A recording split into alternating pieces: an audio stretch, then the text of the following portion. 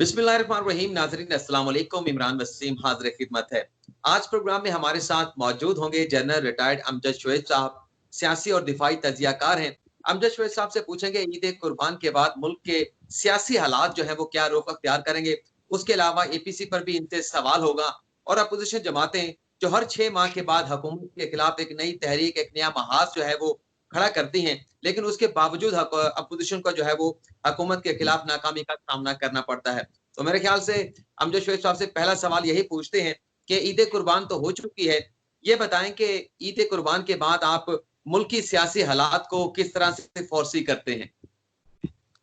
बिस्मिल्लाहिर्रहमानिर्रहीम।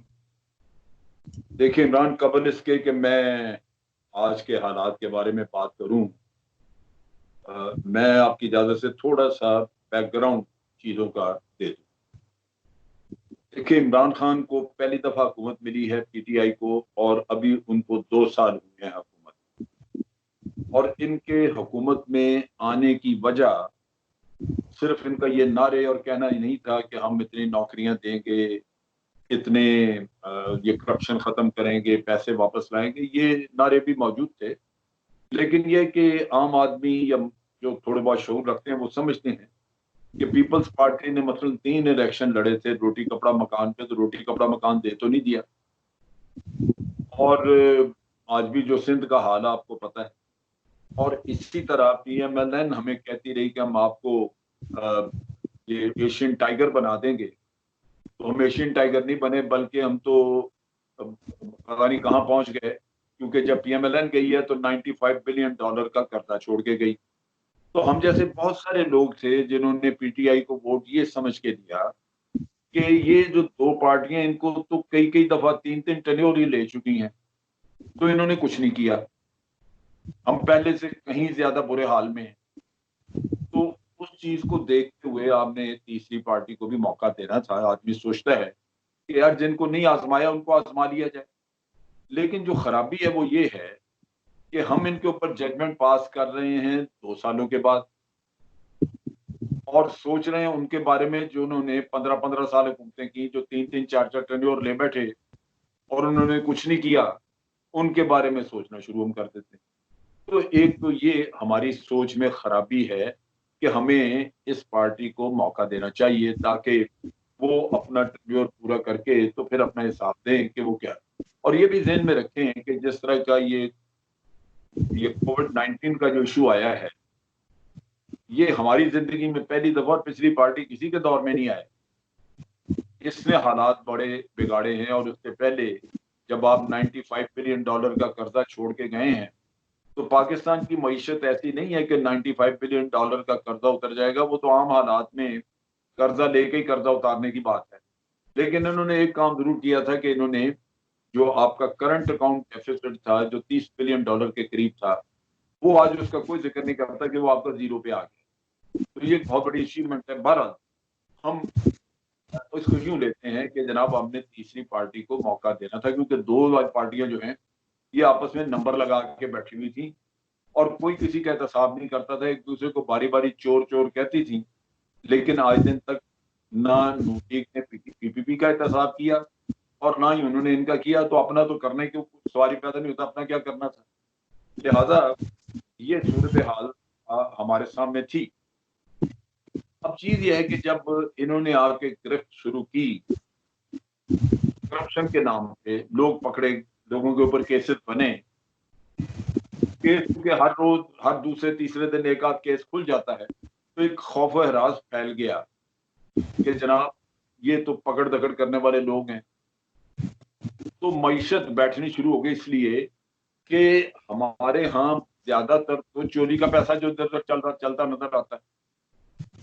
वो जब पकड़ दकड़ का किस्सा आया तो हर माफिया मैदान में है कि ये किधर से आ गए कि हमें चीनी की इंक्वायरी खोल रहे हैं, आटे की इंक्वायरी खोल रहे हैं, ये तो हमें दलील करने के चक्कर में। लिहाजा माफिया मिल गई हैं और सबका मुफाद है आज इनको नाकाम करने।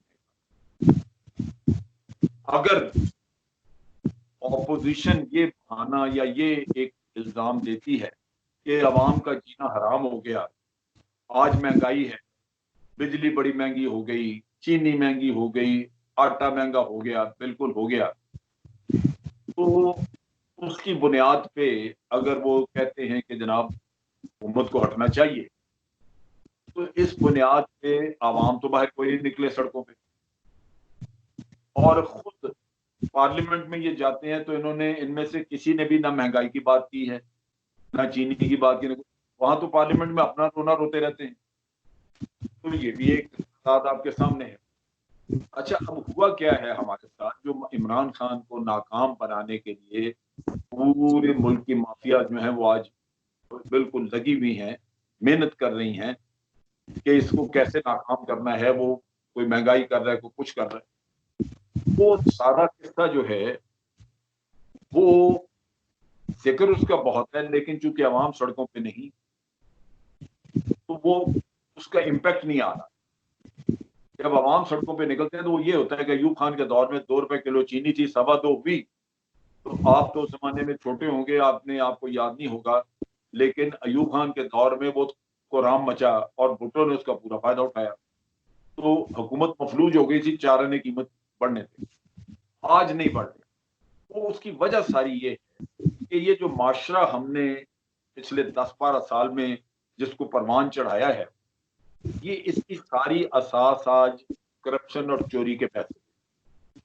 मैं आपको थोड़ा सा एक्सप्लेन करूंगा ताकि आपको अंदाजा हो कि ये आज ये मुल्क और माशरा कहां पे खड़ा है। अगर बिजली महंगी होती है तो बिजली चोरी ज्यादा हो जाती है। कुंडे लगाए हुए किसी को, उसको तो कोई फर्क नहीं पड़ा, जिसने कुंडा लगाया या उसने नहीं लगाया, तो बिजली महंगी हुई, उसने फिर कुंडा लगा लिया, किसी और ने लगा तो चोरी की बिजली चलानी है अपने घर पे, उसको क्या फर्क पड़ेगा? तो की जलानी है। जितने इंडस्ट्रियलिस्ट हैं इनमें से कम कुछ नहीं तो 80% वो हैं जो बिजली चोरी करते हैं। नतीजा ये कि शोर शराबा थोड़ा बहुत होता है, लेकिन उनकी आमदन और सेहत पे असर नहीं पड़ता। वो क्यों आए बाहर? अब यही काम होता है गैस की महंगाई पे। गैस महंगी हो गई तो आपको मुझे थोड़ा बहुत इस को फर्क पड़ता है। किसी ने टेलीफोन पे, मैं आज बात कर रहा था तो किसी ने बात की, तो क्या जी आप एक एक जरदारी को रोते ना कि जी जरदारी ने बड़ी करप्शन कर दी, फेक अकाउंट खोले, ये उन्होंने कहा जी मेरा तो अंदाजा है कि इस मुल्क में कम से कम 20 करोड़ जरदारी है। अब 20 करोड़ जरदारी का मतलब यह है कि सारा मुल्क इस काम पे लगा हुआ। आपकी गैस महंगी हुई तो गैस चोरी करने वाले आपके उनको कोई फर्क नहीं पड़ता, वो क्यों आए बाहर? इंडस्ट्रियलिस्ट अपनी चीज महंगी कर लेता है, गैस के बहाने गैस चोरी भी कर रहा है, चीज भी महंगी कर ली। दूध वाले ने दूध में पानी पहले डाला था, थोड़ा और ज्यादा डाल लिया। बिजनेसमैन सारे यहाँ पे बैठे हैं, उनके जूते को आप कहते हैं जी 17% आपका सेल टैक्स होगा। भाई वो बिजनेसमैन फाइलर ही नहीं है, वो दुकानदार, तो उसने 17% वो भी खा जाना। अगर 8% होता उसने वो भी खाना था, 17 कर दिया, उसकी आमदन बढ़ गई। वो क्यों आए बाहर रोने के लिए? और इस बात का ये हाल है कि जनाब कोविड इधर आ गया, अगर आपने रात को किसी चीज का कह दिया कि जी ये कोविड का इलाज है, सनामकी इलाज है, अगले दिन वो 200 रुपए किलो वाली चीज जो है वो 5,000 रुपए किलो पे चले। बिल्कुल यही होता रहा है कोविड के दौरान। अशों के ऊपर बिजनेस करने वाली कौम है। फिर रमजान के महीने में जो फ्रूट की कीमतें चढ़ती हैं, सब्जी की, अब देखें किधर पहुंच, पूरी दुनिया में ईसाई मुल्क हैं, मुसलमानों के लिए सेल लगी होती है रमजान के महीने, ताकि वो सस्ती से सस्ती चीज खरीद सकें और हर एक को मुयसर है। यहाँ असूलन जो कीमत होती है फल की 6 गुना बढ़ जाती है जब रमजान के महीने में। तो हम सोचते हैं उस वक्त कि यार ये तो गरीब आदमी की दस्तरस से बाहर हो गया, गरीब आदमी तो ये फल ले ही नहीं सकता, वो कैसे रोजा खोलेगा?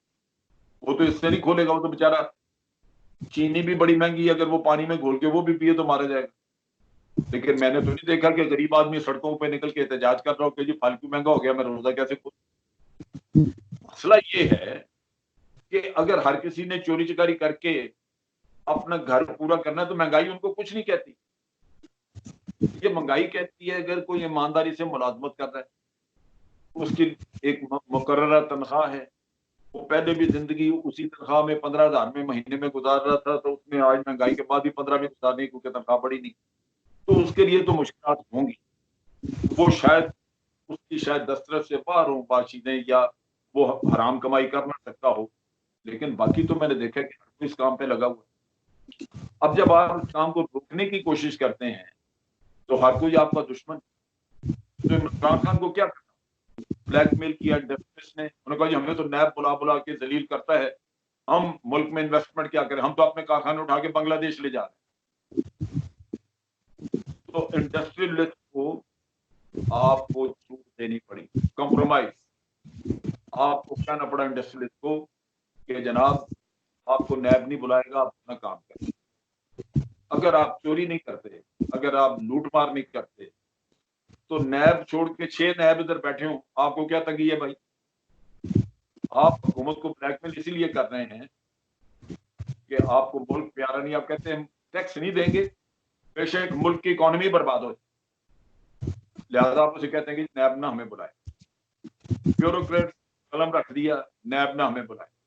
कंस्ट्रक्शन इंडस्ट्री जिसमें सबसे ज्यादा हराम का पैसा है, प्लॉटों में, जमीनों में, बिल्डिंगों में जो ये बंद, उसको छूट देनी पड़ी कि जनाब हम नहीं पूछेंगे पैसा कहां से आया। और अब बाहर निकल आए लोग, मैं जी 1300 अरब लगाऊंगा, मैं फलाना लगाऊंगा। ये तो इस कौम का हाल है। तो आप इसको जमहूरी तरीके, अमन अमान, प्यार मोहब्बत, इमरान खान, इसके जरिए ठीक नहीं कर सकते। अब ये देख लें, ऑपोजिशन नारे लगाती है कि जनाब हमारे मुकदमे यक तरफा एहतसाब और हमें पकड़ धकड़ और क्रॉस द बोर्ड एहतसाब नहीं है। मैं पूछता हूँ, ऑपोजिशन एक बंदे का नाम ले ले किसी का कि उसको सजा हो। नवाज शरीफ का केस जो है वो बिल्कुल अलग है। वो इमरान खान ने मुकदमा पहले किया हुआ था उस पर पनामा की वजह से। सुप्रीम कोर्ट ने उसके केस में पकड़ के तो उसको कहा जी ये नैब इस पे सजा दे, लेकिन सुप्रीम कोर्ट ने साथ ये कहा कि नैब जो है उसका फातिहा पढ़ा जा चुका। हमजा साहब, ये तो आप वो बुनियादी मसाइल बता रहे हैं जो सालों से चले आ रहे हैं, और ये मसाइल जो है वो नूरी की हुकूमत में भी थे, पीपी की हुकूमत में भी थे, लेकिन आज इमरान खान की हुकूमत में ये मसाइल जो हैं वो उन्हीं लोगों को दिखाई दे रहे हैं जिनके अदवार में ये पहले से मौजूद थे। लेकिन हमजा साहब ये बताएं कि ये जो अपोजिशन मुतहरिक हुई है हुकूमत के खिलाफ। कर लूं एक बात जो मैं उसके बाद मुकम्मल करके ना तो फिर मैं उस तरफ आता हूँ। ये एक बात, अब हुआ क्या है आपके साथ, तो है ना, अपोजिशन अगर कहे हुकूमत बदलनी है कुछ, तो लाजमी बात है, एक ही बात करते हैं ना कि जनाब ये नालायक हैं, इनके पास की बात नहीं, गवर्नेंस नाम की कोई चीज नहीं, यही कुछ आप सुनते हैं ना। और बिल्कुल यही जवाब पेश किया जाता है कि इसलिए कौन।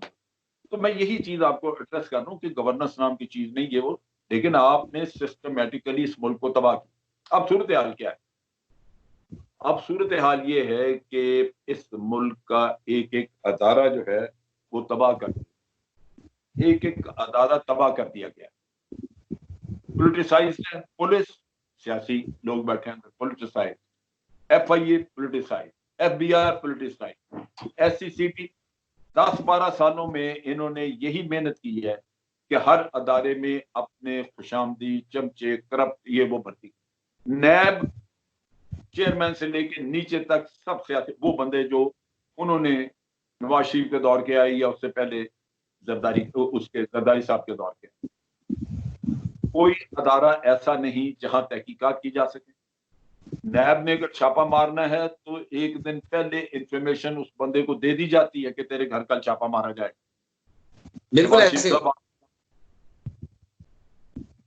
और इंक्वायरियां की जाती हैं जिसमें फॉल्ट। अब सुप्रीम कोर्ट शोर मचा रहा है जनाब इनके लोग निकम्मे हैं, ये नैब खत्म हो चुका है, नैब काम नहीं करता, इनको कॉम्पिटेंट लोग नहीं, ये किस्सा ही नहीं है, निकम्मे नहीं है, जानबूझ के वो काम किया जाता है ताकि दूसरे को फायदा पहुंचे।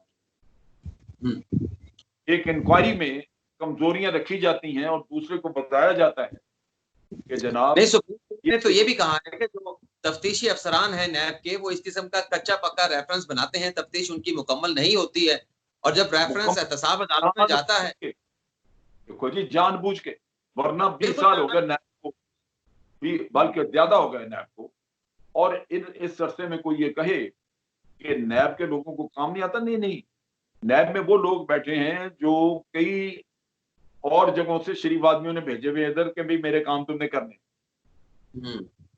मैंने बहुत सारी चीजें वहां तहकीक करके देखी हैं। इंक्वायरी ठीक होके आती है तो उसको खुद उसमें कुछ जोल छोड़े जाते हैं, खराबियां पैदा की जाती हैं ताकि उसको एक्सप्लॉइट कराया जा सके। तो जब आपके साथ आप कौम ही नहीं है तो फिर आप कैसे ये काम करेंगे कि जनाब मुझसे करप्शन खत्म करें? तो ये सारा दुख ये है कि अदारे बर्बाद है, सब कुछ बर्बाद।